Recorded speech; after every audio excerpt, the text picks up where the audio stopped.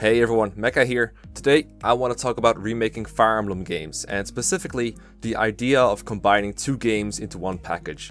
More specifically, the idea that some people have of combining FE4 and FE5, and the idea of combining FE6 and FE7 into one game. I think these are terrible ideas and we shouldn't want them. I'll explain why, but first off, let me give a bit of background on Fire Emblem and Fire Emblem remakes in general.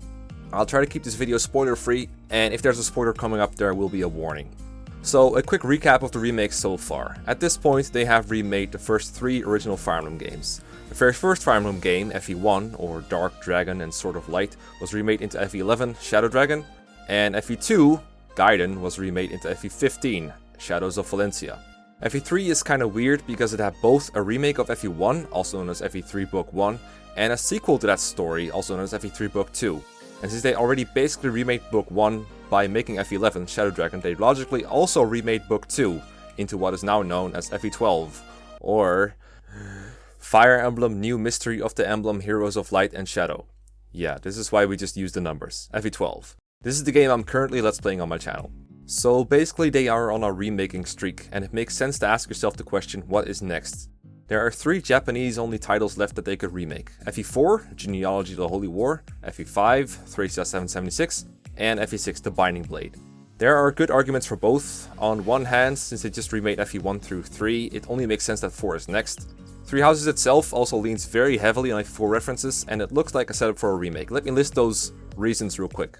Number 1, both games are all about large-scale conflicts between nations. Number 2, both games heavily feature the theme of lineage, the divine right to rule, bloodlines, and even physical consequences of a bloodline, manifesting in advanced powers in combat and the ability to wield special weapons. Genealogy has holy blood and holy weapons, while Three Houses has the crests and the hero's relics. Number 3, both games are split into two clear halves, with a time skip in the middle. Number 4, both games have an emphasis on pairing up two characters. And number 5, Three Houses features several names that reference FE4. There's a town called Deirdre, which references Deirdre from FE4. There's a nation called Bridget, which references Bridget from FE4. There's also another nation called Dagdar, which references an FE5 character with the same name. Of course, one of the Three Houses lords is called Claude, just like this high priest from FE4, but I like to think that's just because they suck at coming up with names.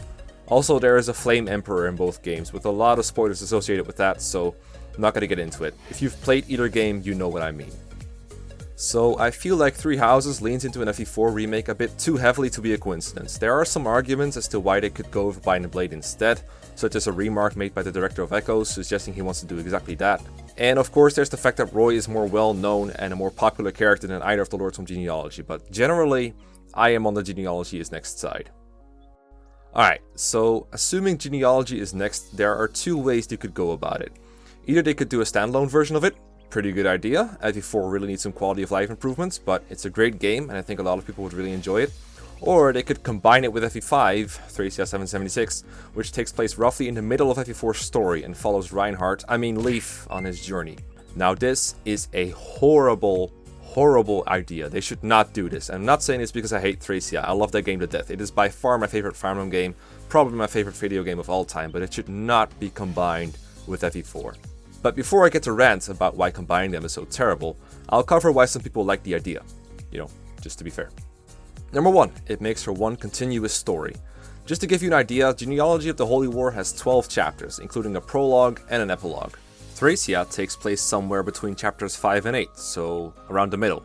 It has some overlap with FE4's timeline, so timing-wise it works out alright. This way, people could follow the journeys of Sigurd, Leif, and Seliph and have the whole story of Juggerel told to them within one game. Number 2, some characters appear in both games. Characters playable in both games include Leif, Nana, Finn, and Zed. There's something satisfying about the idea of having these characters grow throughout this massive story. There's also appearances of Seliph, Julia, Lewin, and of course antagonists like Manfroy, Julius, Travant, Arion, Ishtar, and Bloom. And yes, I'm aware I forgot one particular character, but that's because I want to keep things spoiler free. Thank you. Number 3. Pairings and children. People love the pairing and romance aspect of the game. The influence of parents on their kids is especially strong in FE4 with its generation system, and people who like doing this in Awakening will love it in Genealogy. And then number 4, I guess it saves you money as a consumer, because if you only have to buy one game to play 2, then you spend less, right? Now, if you've been nodding your head at these, then boy, you are wrong for a bazillion reasons, so let's go over them. So, my counterpoints. The number one, about the continuous story. Now, the stories of FE4 and FE5 that take place on the same continent, but they do not combine very well. They are not really one continuous narrative. I think a better way to put it is FE5 is one possible imagination out of the many that FE4 could play out as, but it also retcons some part of FE4. This is impossible to resolve properly and satisfyingly within one game, as it would have to contradict itself. Let me provide an example here. In FE4 Chapter 7, Finn reports to Leif saying that they failed to raid Ulster, and that their troops have basically been wiped out. You play that part of the chapter with just Leif, Finn and Nana as they defend Leinster Castle, and you have to rescue them with Selef's army before they get overwhelmed. In FE5, however, this Ulster raid is carried out by only half of Leif's army, and Leif himself is not present. Now, just like in FE4, the raid fails and they have to defend Leinster Castle, but now we have this entire group of people with Leif. After this in Genealogy, Leif and Selef join forces and take on the remaining obstacles in the Thracia Peninsula together. They take out Connaught first, and then Manster afterwards. In Thracia, however, Leif's army goes after Manster on his own, while Connaught is taken care of by Selef. There is also some differences in characterization. For example, Travant, who is mostly shown as an absolutely ruthless beast who commits sin after sin in Genealogy, is shown from a much more soft perspective in Thracia. Now, there are nuances to Travant's characterization in both games, so this is not a hill I'm gonna die on, but there is an argument to be made that Travant is rather different in FE4 and FE5, and conveying that within the same game will be pretty hard. This is also the reason that I don't think the second reason to remake them into one game doesn't hold up. You know, the part about characters appearing in both games. Yes, the same characters appear, but they can only be in one place at once and only do one thing at once. A single rewrite of that is going to mess with the flow of both games. Speaking of messing with the flow, I'm gonna mess with the flow of my own video for a little bit to talk about messing with the flow of these games, the juke roll games. Quick side note. Sometimes I hear people recommending that when you're about to dive into juke roll, you should play the chapters in these two games in the exact chronological order that they happen in. As in, you should play FE4 Generation 1 first, and then you should play FE5, because they happen in the middle, right? And then you should go back to Generation 2 of Genealogy. I have never heard of someone actually doing this, and it sounds like advice coming from someone who hasn't done it, because both of these games are such different experiences. They aren't written to be played like that, they aren't made to be played like that, they each have their own flow and pacing, and doing it this way is just so messy. To each their own, but I say play FE4 and then play FE5. Full stop. And if you're someone who's been recommending this to people, please stop. Now, point 3, the pairings and children. This is not actually a benefit to a combined remake, but something you get as long as you just remake Genealogy. You don't need Thracia 776 in the same game. There is an entire generation of Genealogy dedicated to enjoying the fruits of your pairing labor. I mean, there are some kids in Thracia 776, but not nearly enough to justify this crossover. I mean, Leif and Altena are there, but their parents are a canonical pairing, and breaking them up just because Avatar Kun wants to marry Ethlyn or Quan just destroys the narrative on so many levels. The same goes for Selef and any spoiler things related to his family. Don't you dare argue for breaking up Sigurd and Deirdre. Then there's the Silesian family. Thracia is pretty explicit about pairing Luwin with Aranis, and their children being Set and Fee, because Set inherits the Holy Forseti tome and uses it a lot to try and free Manster. His conversations with Karen and Leif have to be removed or changed completely if Set could instead be the son of one of the other Generation 1 males. Or Avatar's son. I think one of the major selling points for people might be that they get to settle the whole dispute between Beowulf, Finn and Lachesis, and who fathered Dermot, Nana and Fergus. But I think one of the beautiful things about Genealogy and Thracia in their current state is that it leaves it open to interpretation. It's sort of implied that Finn could be Nana's biological or adoptive father, that Lachesis might have married one of Finn and Beowulf but had an affair with the other. There's the fact that Dermot comes with a sword called the Beo sword and that only he and Fergus can use. It has implications, but it never really settles it, and I like that. I think a remake might end up demystifying that quite a bit, or again it models it because they could be anyone's kids. This is why Thracia works so well as one possibility of the many roads you can take in Genealogy. This, in my opinion, also weakens the argument that you could use pairings in Generation 1 to affect the way units play in Thracia. I consider the way units turned out to be in Thracia to be a big part of their identity in that game, and customizing that just to have it there just doesn't seem pure to me. Now, I'll admit that this is very much a personal thing and you might think differently, but I think a Thracia remake should be very faithful in this regard. And then, of course, the good old money argument. Now, let me ask you, do you really think you're going to get two good games for the price of one. Do you really think they're going to put all the effort and quality and heart into these games if you're only going to pay them $60 for the both of them, as opposed to $120? Because if that's what you think, then I have a bridge to sell to you. Or let's turn it around for a bit and look at it from their perspective. They have 2 games worth of material to turn into remakes. Do you think they'd rather turn it into one $60 game or 2 $60 games to sell to you? I don't know, one of them makes more money, but if only they had some kind of track record on this that showed whether they preferred remaking these games separately or not. And even if they did it, it just wouldn't be as good. Resources are not infinite. This is not Fire Emblem Awakening. This is the real world. And it's not just about, money and people. Time is a resource too. How soon would you like your new Fire Emblem game? 1 year? Maybe 2 years? 3 years? Well, if you want this 2-in-1 deal to be good, and to not cost a lot more, then you better be prepared to wait twice as long as usual, at least, because you can't just magically produce 2 games in the time it takes to wait for 1 game. If you thought the wait for 3 houses was long, I hope you don't mind this one. And I didn't even really get into the vastly different gameplay of Genealogy and Thracia yet. They are like light and day. The first thing that hits you when you start Genealogy is how huge the maps are. Every map is basically worth 2 or 3 normal maps. They make 3 houses maps look like FE12 tutorial ones. But Thracia is much more like the GBA games, generally much smaller maps. That's why Genealogy has 12 maps while Thracia has 33, almost 3 times as many. And do you think maps are the biggest problem? Let's talk about mechanics. Both Genealogy and Thracia were very experimental games with the core mechanics. They have some similarities, but boy do they have differences. In Genealogy, every map is seize. You seize several castles every chapter, and doing it makes enemies affiliated with the castle vanish.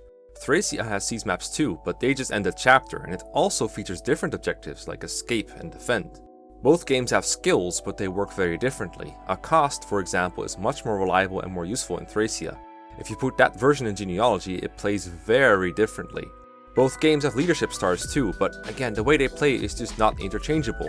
Genealogy leadership stars are on 1 person per army, they work in support range and provide about 10 to 20 avoid in most cases, up to 40 for a really powerful boss. In Thracia, leadership stars affect everyone on the map that belongs to the same army. They're not just on 1 leader. In Leaf's army alone, there's like 7 different people with leadership stars, each providing 3% hit and avoid. Hell, I'm talking details now, but there's more basic things that need attention. What about double attacking? In Thracia, it works like most entries. If you have an attack speed advantage of 4 or more, you double attack. In Genealogy, you need the pursuit skill to double, meaning a lot of units can't do it unless they get the pursuit band. And even if you give everyone in Thracia pursuit, it still won't work the same, because the required attack speed advantage in Genealogy is 1 instead of 4. Or what about effective weaponry and critical hits? Both Genealogy and Thracia have very wacky crit mechanics. In Genealogy, again, you need a certain skill to critical hit, or you need to get 50 plus kills on a single weapon, because, by the way, in Genealogy you repair weapons instead of buying new ones. Or your weapon needs to be doing effective damage, like a bow against a flyer, in order to crit. The game doesn't really have weapon effectiveness, it just uses critical hits instead. But in Thracia, effective damage and critical hits are 2 different things, and in addition, critical rate on your first attack is capped at 25%, so that combines well with those 50% crit weapons you can produce in Genealogy. Yeah, not really. And then on your second hit, your crit rate is multiplied by your follow-up critical coefficient. Yes, everyone laughed, because that's just sex funny. So you can have crit rates up to 99%. Oh yeah, I said 99, because in Thracia all hit rates have a floor of 1% and a ceiling of 99%. This is not the case in Genealogy. To put it simply, these games are too different to be combined into one. Way too different. Now, I'm not saying these problems cannot be overcome with some clever solutions, but each of these solutions has their own little drawbacks. One solution could be to change things of both games until they can be one. So if a mechanic between the two is different, you either change it to fit one or the other, or you change it to some kind of compromise between them. With this solution, the whole idea of a faithful remake is just completely out of the window, and I'm not on board with that. The mechanics are a fundamental part of what makes each of these games unique, and if you change them around like this, a lot of the appeal is lost, in my opinion. Another solution could be to go with the Book 1 and Book 2 approach, where you keep the games separate but you still sell them on one cartridge or digital release, or you combine them through some sort of transfer system like what FE9 and FE10 had. This keeps the identities separate and makes it so that the mechanical differences don't hurt as much. For example, a cost can work differently more easily, but it also kinda gets rid of that whole one giant story point that makes these remakes a good idea in the first place. At that point, I think you might as well just make 2 separate games and take advantage of all the goodies that come with it, such as more development time and resources.